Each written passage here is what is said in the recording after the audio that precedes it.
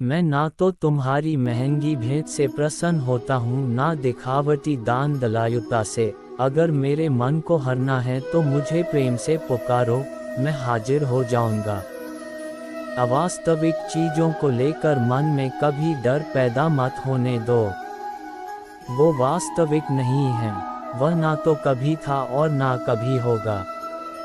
इसके विपरीत जो वास्तविक है वह हमेशा से था और उसे ना तो बदला जा सकता है, ना कभी नष्ट किया जा सकता है। जो मनुष्य किसी अच्छे काम में लगा हुआ होता है, आने वाले समय में उसका अंत कभी बुरा नहीं होता है। मनुष्य अपनी 3 प्रमुख कृतियों द्वारा नरक के द्वार पर पहुंचता है। वे तीनों कृतियां काम, क्रोध और लोभ हैं।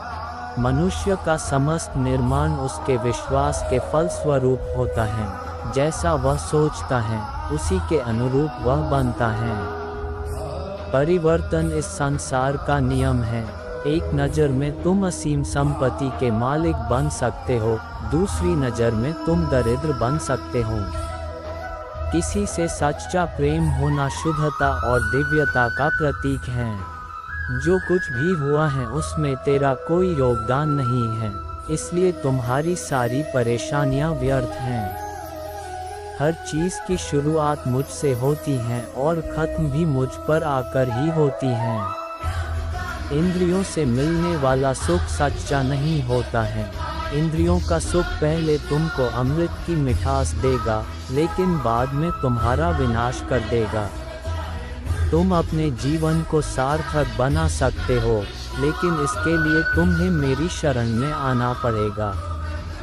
अगर तुम्हें मेरी बातें अटपटी लगती हैं तो तुम्हें अपने नज़रिए को बदलने की ज़रूरत है। अभी तुम चीज़ों को उस तरह से नहीं देखते हो जिस तरह मैं देखता हूँ। अगर एक बार तुमने मुझ पर विश्वास कर लिया तो तुम्हें जीवन में कभी निराश होना नहीं पड़ेगा। एक बार जो मुझ पर विश्वास करता है उसको मैं कभी छोड़ता नहीं हूँ। जो मेरे भक्तों के साथ धोखा करता है उसके लिए मैं सबसे बड़ा शत्रु हूँ। अगर किसी ने मेरे भक्त को एक बार भी धोखा दिया तो जन्मों जन्मों तक मैं उसका उद्धार नहीं करता हूँ। इस देवत्व का सर्वोच्च मैं हूँ, सब कुछ मुझ पर निर्भर है। अगर तुमने मेरे बारे में जान लिया तो तुम्हारा कल्याण निश्चित है। इस दुनिया में तुम प्रेम सभी से करो, लेकिन पूर्ण रूप से विश्वास किसी पर मत करो। अगर तुमको भरोसा करना है तो केवल कृष्ण पर करो। मन बड़ा चंचल है, इसलिए अपने मन को स्थिर रखो, उसको कभी व्यथित मत होने दो। आपने जो कुछ भी किया वह आपके साथ एक दाग की तरह चलेगा, इसलिए अपने कर्म में शुद्धि लाओ। बुरे विचार मन को दुखी और परेशान कर सकते हैं, लेकिन जब आप कृष्ण में विश्वास करते हैं तो कृष्ण स्वयं आपकी सब परेशानियां दूर करने आते हैं।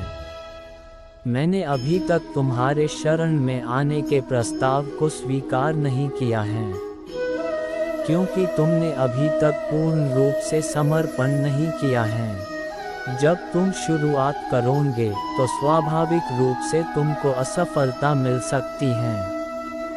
कई बार तुमको गिरना भी पड़ सकता है, लेकिन इसका मतलब यह नहीं होना चाहिए कि तुम उस काम को करना छोड़ दो।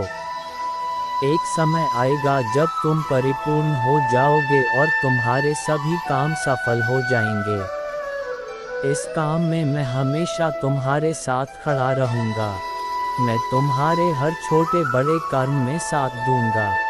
तुम्हारा जो दिल करे उसको करो, लेकिन नम्रता और सरलता के साथ करना, अहंकार के साथ नहीं।